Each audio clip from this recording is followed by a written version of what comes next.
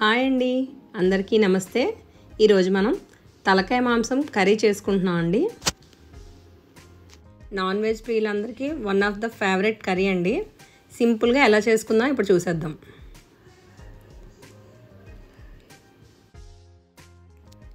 ఇక్కడ కేజీ తలకాయ కర్రీ తీసుకున్నానండి. క్లీన్ చేసి పెట్టుకున్నాను.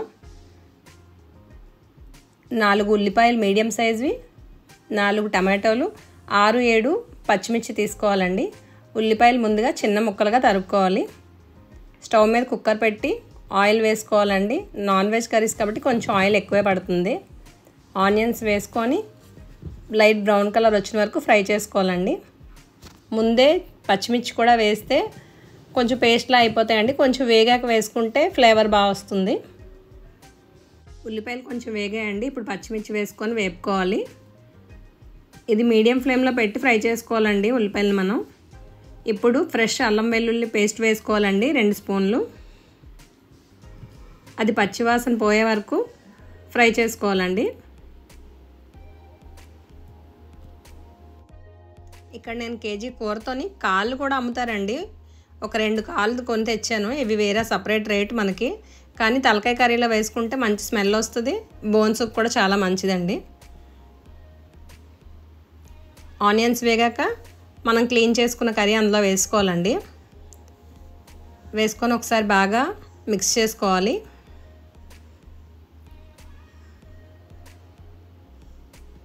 మనకి పచ్చివాసన పోయే వరకు కొంచెం ఆయిల్లో ఫ్రై అవ్వాలండి.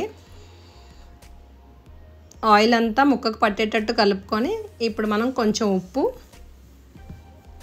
కొంచెం పసుపు వేసుకోవాలండి. టేస్ట్కి సరిపడా సాల్ట్ వేసుకోవాలండి. ఇప్పుడు మనం బాగా కలుపుకొని మీడియం ఫ్లేమ్లో పెట్టి ఫ్రై చేసుకోవాలండి.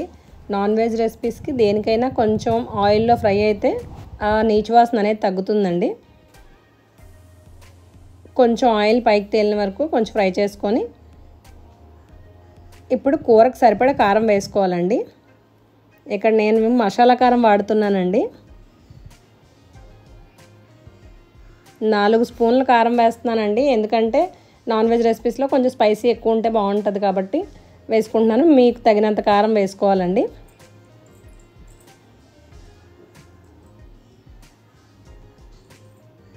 కారం వేసుకొని మొత్తం కూర అంతా ఒకసారి బాగా కలుపుకోవాలండి. ముక్కకి కారం పట్టేటట్టు కలుపుకొని ఇప్పుడు సిమ్లో పెట్టి ఫ్రై చేసుకోవాలండి. కారం వేసాక బేగా మాడిపోతుందండి. దగ్గరుండి కలుపుకుంటూ చూసుకోవాలి.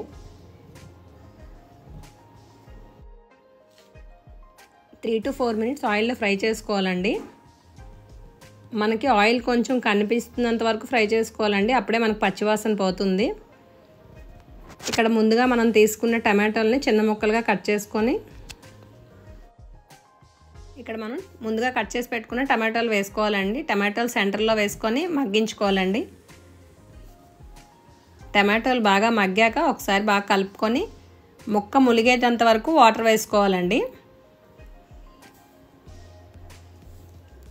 వాటర్ వేసుకొని కుక్కర్ విజిల్ పెట్టుకోవాలండి. 7 to 8 విజిల్స్ పెట్టుకుంటే మనకి తలకాయ మాంసం కొంచెం ఎక్కువసేపు ఉడకాలి. మనకి కాళ్ళు కూడా ఉన్నాయి కాబట్టి 7 to 8 విజిల్స్ సరిపోతుందండి.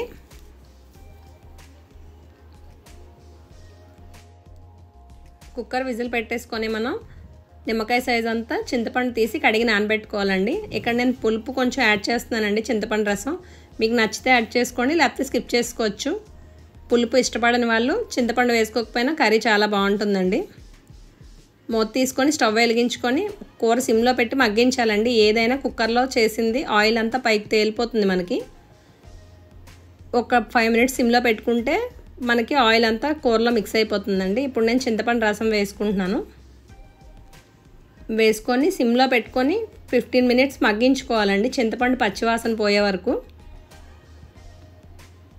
ఇప్పుడు మనకి 1 table spoon garam masala, 1 table spoon ధనియాల పౌడర్ యాడ్ చేసుకోవాలండి. గ్రేవీ ఇక్కడే చూసుకోవాలండి. మనం థిక్గా కావాలా కొంచెం పల్చగా కావాలో.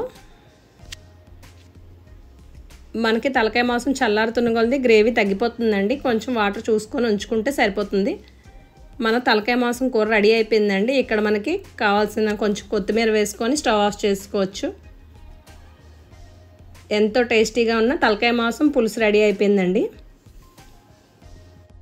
ఇక్కడ మీరు చింతపండు వేసుకోకుండా సిమ్లో పెట్టుకొని మగ్గించుకొని దింపుకుంటే కర్రీ అయితే సూపర్గా ఉంటుందండి.